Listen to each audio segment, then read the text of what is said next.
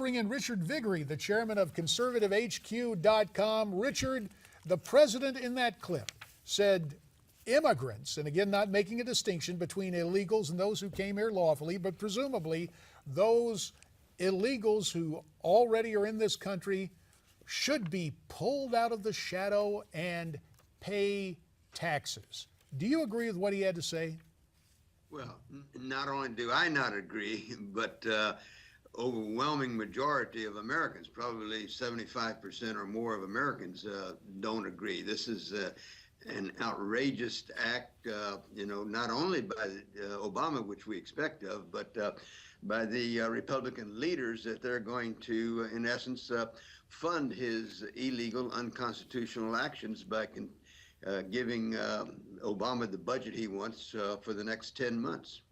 Richard, It's a betrayal of the voters. The voters are being betrayed here, and the Republican leaders, JD, have just surrendered to Obama and betrayed the American voters. And it's just a continuation of the conversation you and I have had many times about how the conservatives, how the American people are like the biblical Jews who are not going to get to that promised land until we get new leaders. Republican leaders are failed, they're corrupt, they're immoral, they've betrayed the voters, and the country's going to suffer because, not of Obama so much, but because of the failed Republican leaders.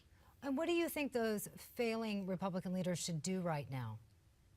Well, they could not fund that part of the actions of the Obama administration that are illegal, unconstitutional. They should not be funding the amnesty program. They should not be funding, the actions that the American people have clearly said they don't want to fund, such as Obamacare. This election, if it was anything, it was about Stop Obama. That was the theme of this election. We want to stop Obama, and people spoke from one end of the country to the other. We don't want you to fund Obamacare. We don't want you to fund all the lawlessness, the unconstitutional acts, including amnesty. And the Republicans' leaders are acting as if they didn't hear the administration. And they've got this majority in the House and the Senate because the American people said, we want to stop Obama. And the Republican leaders are betraying these voters and ignoring them. Richard, what a lot of folks in the legislative branch say is that politics is the art of the possible. Mindful of that, would it be better if they went to a short-term funding bill of some sort or attach the language that Jeff Sessions has been calling for, telling the president not to spend any money, restricting his spending on accommodating some 5 million illegals? Well, exactly, JD. The thing they should, they can fund the budget that Obama wants, but fund it for 45, 50, 60 days, okay? Wait until you get a majority, until reinforcements arrive, and extend it till, early February, and then write the budget that the American people said that they want.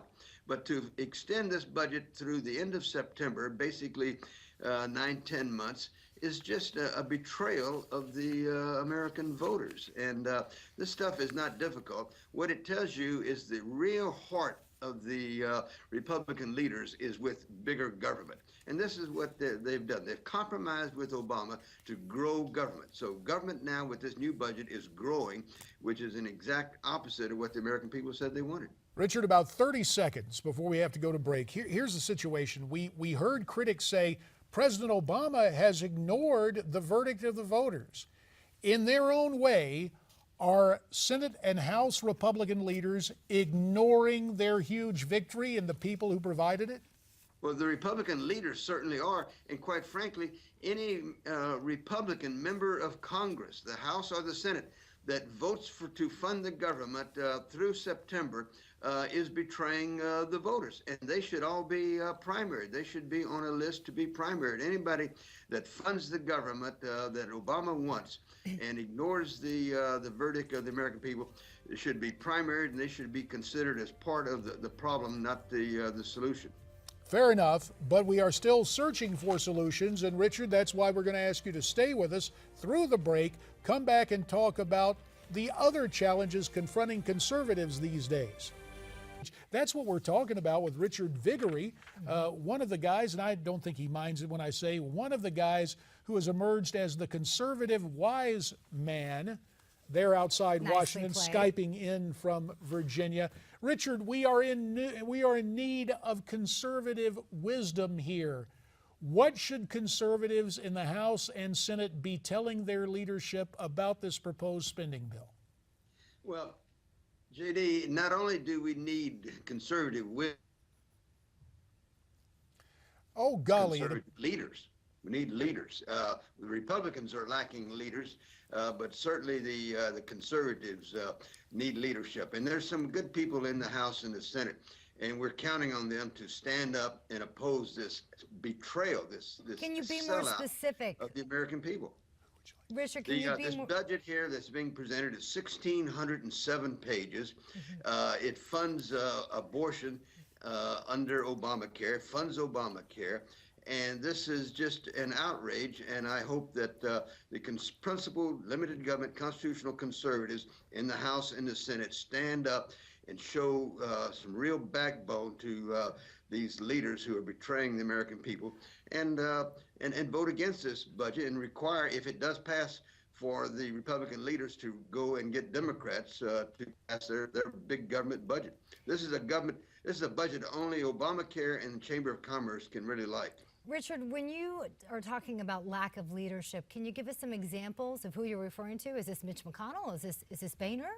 Absolutely. It's the leadership, quite frankly, in the House, which is John Boehner, Scalise from Louisiana, Kevin McCarthy, as well as John Boehner and John Cornyn, Mitch McConnell and John Cornyn in the Senate, and Reince Priebus in the Republican National Committee. We don't hear anything about him saying, "Hey, fellas, we promised the American people we would defund Obamacare. We would stop amnesty." Well, Richard, who do you think should be in charge then? If not Boehner, if not Mitch McConnell, if they're not up to par, who would you put in charge?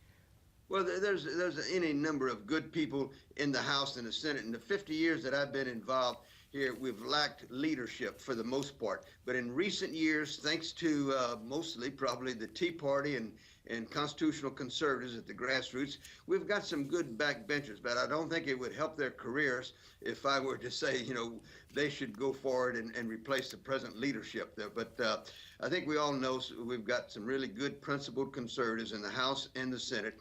And we've got leaders that have betrayed the people. And whenever, by the way, they are the face of the opposition to the Democrats, people reject them, as they did in 2006, 2008, 2012. Whenever you put principled limited government conservatives in front of the voters, people like that, as they did in 2010, 2014. They like conservatives opposing the Democrats. Richard, a minute remains, and I want to ask you this question. Because of the problems, because of this concern about amnesty, because of a lack of fiscal restraint, because nobody's standing up to the president, for conservatives, for Tea Party conservatives, grassroots conservatives, is there a threat that they will leave the Republican Party and the Republican Party will go the way of the Whigs? 45 seconds.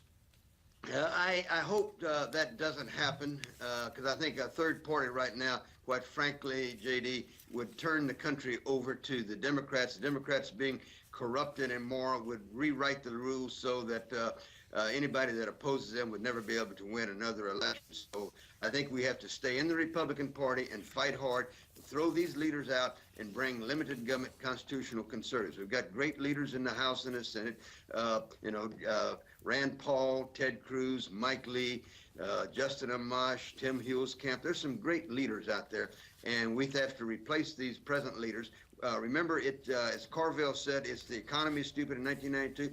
I say to conservatives, remember the primaries. It's a primary stupid. Primaries coming up in 2016. Anybody who votes for this outrageous betrayal of the American people with this budget here being presented to the Congress this week. And we got to stop it right there. Richard Viguerie, thank you for your time. America's Forum continues here on Newsmax TV.